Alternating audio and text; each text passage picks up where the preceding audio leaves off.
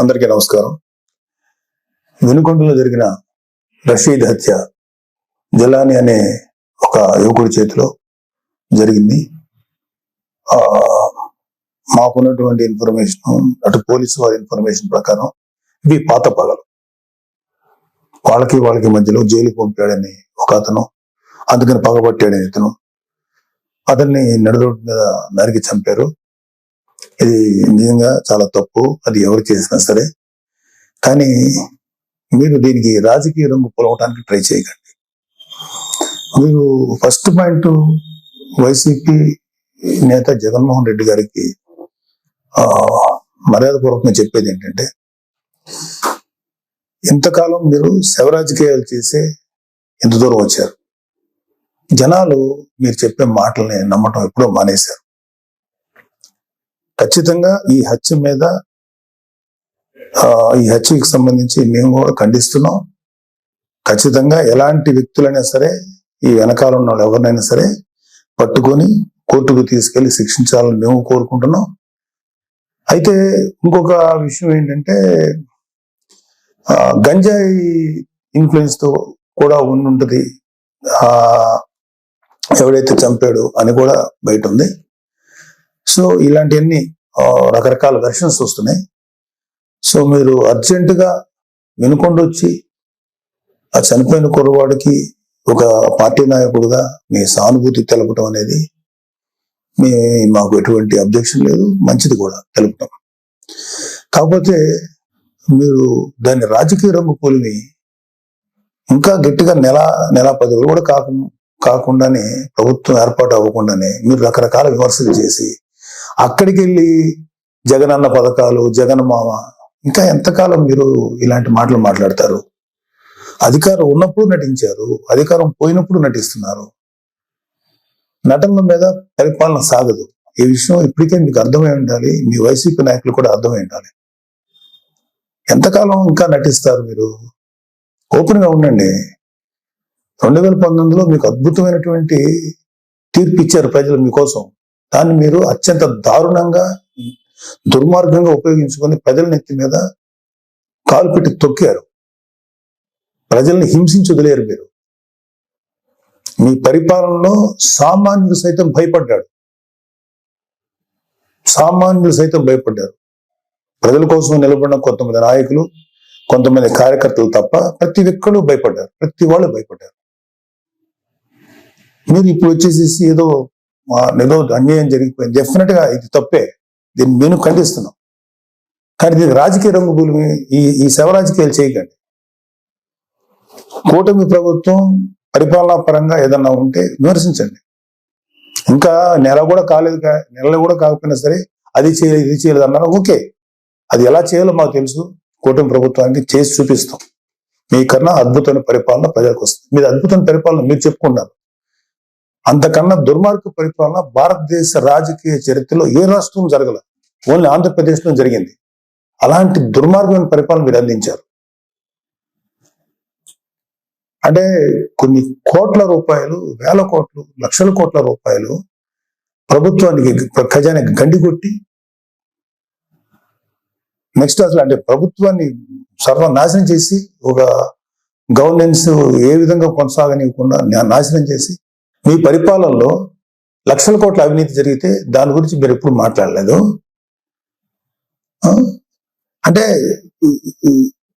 మీరు పెట్టిన బొక్క, అంటే మన రాష్ట్ర ఖజానాకి కనీసం 2-3 మినిమం 4-5 ఏళ్ళు పడుతుంది మినిమం ముందు ఆ బొక్క పుడ్చడానికి. అంత పెద్ద బొక్క పెట్టి వెళ్ళిపోయారు మీరు ఆంధ్రప్రదేశ్ రాష్ట్రానికి. అర్జెంటుగా అది చేయలేదు, ఇది చేయలేదు. నెల రోజులు కూడా కాలేదు స్వామి. 2019లో పరిపాలన మొదలుపెట్టినప్పుడు 6 నెలలు మాట్లాడలేదు ప్రతిపక్షంలో ఉన్నాం మేము. మీకు అర్జెంటుగా వచ్చేసి అది చేయలేదు, ఇది చేయలేదు. చేస్తారు, ప్రతిదీ చేస్తుంది కూటమి ప్రభుత్వం, ప్రతిదీ చేస్తుంది. చంద్రబాబు నాయుడు గారు కానీ, పవన్ కళ్యాణ్ గారు కానీ నిబద్ధత ఉన్న మనుషులు. ఎలా చేయాలో అలా చేస్తారు. ప్రజలకు ఎంత మంచి చేయాలో చేసి తీరుతారు. మీలాగా పర్ఫార్మెన్స్ లో దొంగ మాటలు చెప్పి తప్పించుకునే వ్యక్తులు కాదు, గుర్తుపెట్టుకోండి. సరే, ఈ సందర్భంగా మీకు కొన్ని సింపుల్ క్వశ్చన్స్ అడుగుతాను. దానికి మీరు ఆన్సర్ చెప్పగలిగితే వెరీ హ్యాపీ. మీరు ఇవాళ వినుకొండకు వచ్చి ఆ కుర్రోడు గురించి చెప్పారు, ఐఎమ్ ఓకే ఫర్ దట్. కానీ దానికి ముందు మీ అధికారం ఉన్నప్పుడు, మీరు సీఎంగా ఉన్నప్పుడు ఒక దళిత్ డ్రైవర్ని చంపేసిన మీ ఎమ్మెల్సీని అతని తప్పుని ఖండించకపోగా మీతో పాటు సగర్వంగా తిప్పుకున్నారే, అది తప్పని మీకు అనిపించలేదు? అప్పుడు అది దుర్మార్గంగానే, అది క్రూరంగానే అనిపించలేదా మీకు? డాక్టర్ సుధాకర్ అనే ఒక ఆయన్ని ఉద్యోగం ఊడబెరికి పిచ్చోడు చేసి రోడ్ల మీద చొక్కా కూడా లేకుండా పోలీసులతో తన్నించి, మీ యొక్క అనుంగు పోలీసులు తన్నించి ఆఖరికి అతను చచ్చిపోయేలా చేశారే, అప్పుడు మీకు ఎటువంటి కామెంట్ చేయాలనిపించలేదా? వాళ్ళ అక్కని కొంతమంది వైసీపీ కార్యకర్తలు, గూండాలు సెక్సువల్ గా హెరాస్ చేస్తుంటే అడ్డుకున్న అమర్నాథ్ అనే బీసీ కుర్రోడిని, మైనారిటీ తీరిన కుర్రోడిని పెట్రోల్ పోసి కాల్చి చంపేశారు కదా, అప్పుడు కూడా మీకు ఏమి రియాక్ట్ అవ్వలేదా మీరు? అప్పుడు కూడా కనీసం ఒక మాట మాట్లాడలేకపోయారా మీరు? 32,000 మంది ఆడపిల్లలు అదృశ్యం అయిపోయారని చెప్పి పవన్ కళ్యాణ్ గారు చెప్పి కనీసం ఒక పోలీస్ రివ్యూ పెట్టండి అంటే కనీసం పోలీస్ రివ్యూ కూడా పెట్టకుండా 32,000 మంది ఆడపిల్లలు అదృశ్యం అయిపోతే అప్పుడు మీకు మాట్లాడటానికి నోరు రాలేదా? ఇప్పుడు మీ కార్యకర్తలకు లేకపోతే మీ వాళ్ళకి అన్యాయం జరిగిపోతుందని ఇంత మాట్లాడుతున్నారే, మీరు అప్పుడు కూడా మాట్లాడుంటే ఇప్పుడు మీరు మాట్లాడిన మాటకు విలువ ఉండేది. మళ్ళీ చెప్తున్నాను, అక్కడ వినుకొండలో జరిగింది నాకున్న సోర్సెస్ ప్రకారం అది పర్సనల్ గ్రెడ్జి, ఇద్దరు వ్యక్తుల మధ్యలో జరిగిన గడ్జి తప్ప 2 పార్టీలకు సంబంధించినవి కాదు. అది మీరు ఖచ్చితంగా మీకు త్వరలోనే పోలీసు నిజాలు నీకు తేలుస్తారు, మీకు ఆన్సర్ చెప్తారు.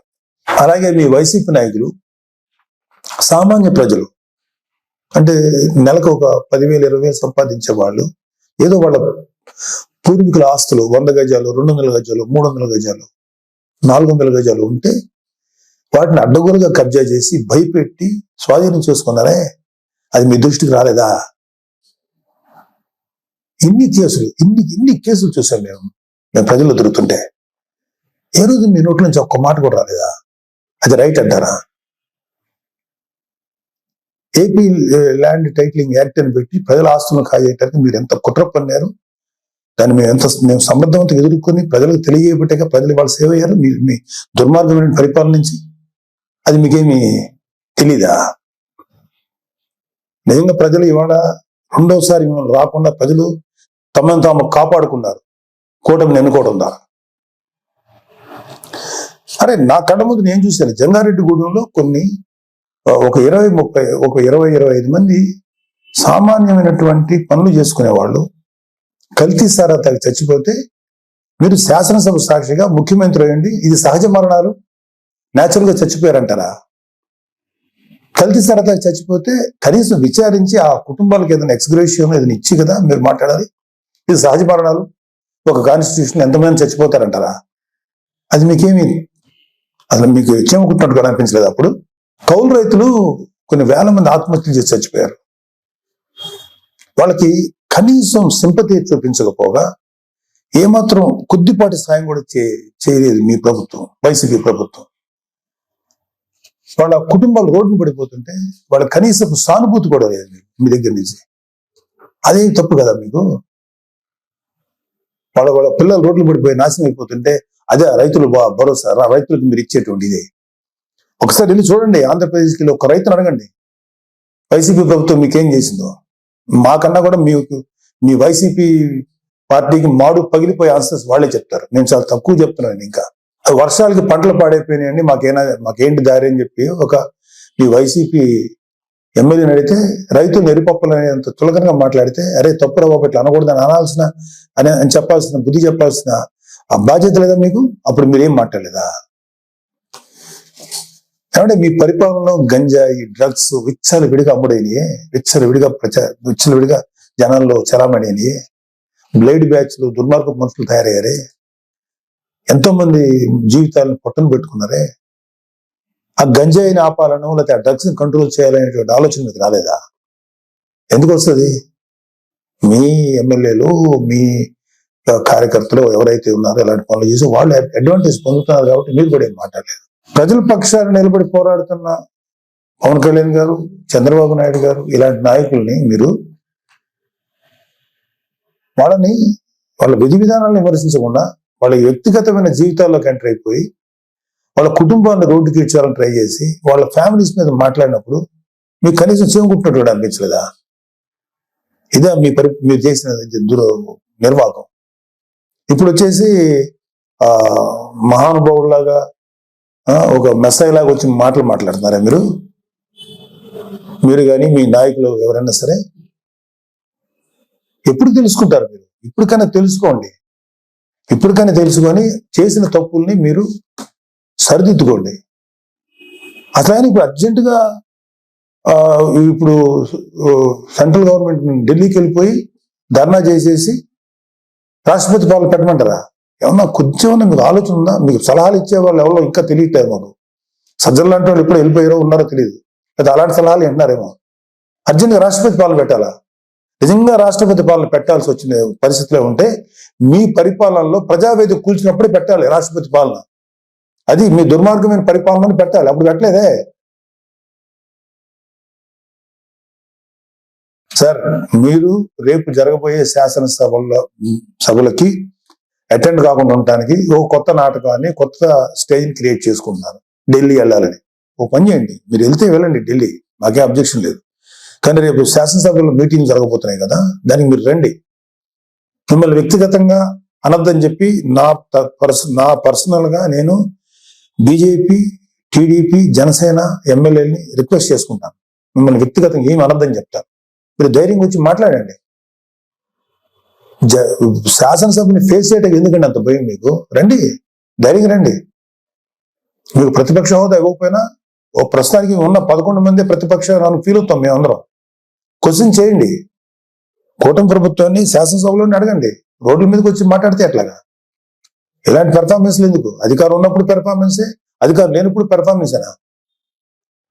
ఇలాంటి ఇలాంటి ఇలాంటి కథలు చేయకండి ప్లీజ్. ఇప్పటికైనా తెలుసుకోండి. మీ మీద మాకు వ్యక్తిగతంగా ఎటువంటి కోపం లేదు, ఎటువంటి ద్వేషం లేదు. ప్రజలకి నష్టం జరుగుతుంది, ప్రజలు మీ వల్ల దారుణంగా నష్టపోతున్నారు. కొన్ని వందల మంది, వేల మంది ప్రజలు ఆత్మహత్యలు చేసి చచ్చిపోయారు మీ యొక్క అకౌంట్ లో. అప్పుడు అది తప్పు అని చెప్పి మేము గట్టిగా ఫైట్ చేసాం. ఇప్పుడు ఇప్పుడు ఇప్పుడు జరిగే ప్రతిదాన్ని మీరు రాజకీయ కోణం నుంచి చూస్తారా? ప్రతి చావుని, ప్రతి చిన్న సైజు గొడవలు ఏదైనా సరే మీకు దుర్మార్గమైన ఇదిగా కనపడతాయా? మీకు రాజకీయ కోణంలో కనపడతాయా? ఇంకొక డైమెన్షన్ చూడటం చేత కదా మీకు? చేయండి. నేను ఇప్పటికైనా సరే మీరు గట్టిగా ఫైట్ చేయండి. కూటమిలో కనుక ఏదన్నా తప్పులు జరిగితే తప్పులు నిలదీయండి. అంతేగాని దొంగ మాటలు, దొంగ కబుర్లు, పిచ్చి కబుర్లు చెప్పకండి. మీకు ఒక పేపర్ ఉంది, మీకు భజన చేసేటువంటి కొన్ని మీడియా సంస్థలు ఉన్నాయి, పర్లేదు, వాటిని మీరు ఉంచుకోండి. కానీ మాట్లాడేదానికి, లేకపోతే మీరు ఏదైనా ఒక వ్యక్తిని నేరస్తుడిగా చేసేదో, లేకపోతే ఒక వ్యక్తిని రెస్పాన్సిబుల్ గా చేసేదానికి ఒక ఇంగితంగా, ఒక సెన్సిబుల్ గా ఉండాలి.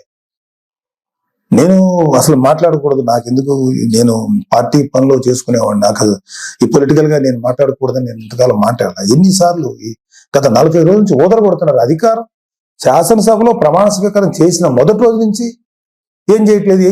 వెయిట్ చేయండి, అన్నీ చేస్తారు.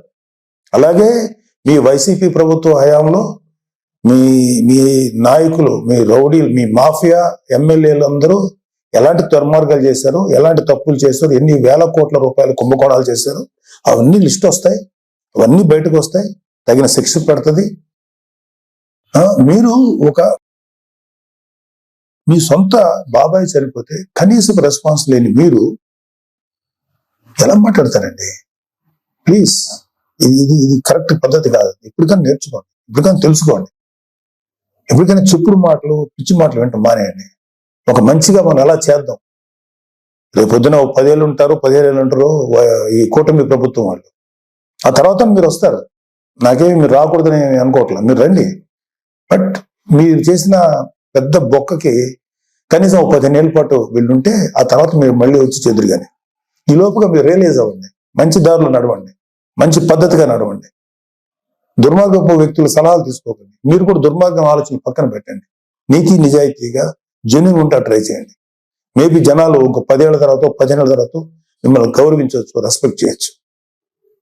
ఇలాగా అనవసరమైన మాటలు మీరు కానీ, మీ ఎమ్మెల్యేలు కానీ ఇవ్వండి, ఒక 6 నెలలు టైం ఇవ్వండి, చేస్తారు. మీరు అనుకున్నవన్నీ చేస్తారు. మీరు ఏదైతే ఇప్పుడు నేరం మోపుతున్నారో కూటమి ప్రభుత్వం మీద అన్ని వాటన్నిటికీ జవాబు వస్తుంది. వాళ్ళు ఏవైతే ఈ మేనిఫెస్టోలో ప్రామిస్ చేస్తారో అవన్నీ చేస్తాం. మాకు సెంట్రల్ గవర్నమెంట్ నుంచి సంపూర్ణ సహకారం ఉంది. మీలాగా కేసుల విషయంలో ఈ రాష్ట్రానికి సంబంధించిన ఇష్యూస్ అని చెప్పి మీ పర్సనల్ కేసుల గురించి సెంట్రల్ గవర్నమెంట్ దగ్గరికి వెళ్ళి మాట్లాడిన వ్యక్తులు కాదు ఇక్కడ. పవన్ కళ్యాణ్ గారు కానీ చంద్రబాబు నాయుడు గారు కానీ రాష్ట్రానికి మంచి నిధులు రప్పించి ప్రజల కోసం బాగు చేద్దామని, ప్రజల జీవితాలు బాగు చేద్దాం ఉన్నారు.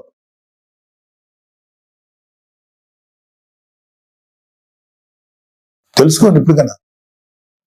10 ఏళ్ళ తర్వాత 15 ఏళ్ళ తర్వాత మళ్ళీ అవ్వచ్చు. మీరు ఇంకా చాలా వయసు ఉంది. దొంగ మాటలు మాట్లాడు లేదా పిచ్చి మాటలు మాట్లాడేంత మాత్రాన జనాలు గొర్రెలా నమ్మరండి. జనాలు చాలా చాలా ఇంటెలిజెంట్ పీపుల్. వాళ్ళు ఎవడు మంచోడు, ఎవడు చెడ్డోడు, ఎవడు ఎలాంటి వాడు ప్రజలు చాలా కూలంకషంగా గమనిస్తారు. త్వరలోనే మేము కూటమి ప్రభుత్వం మీకు సరైన ఆన్సర్ చెప్తుంది. ఇవన్నీ అయిన తర్వాత వెళ్ళండి.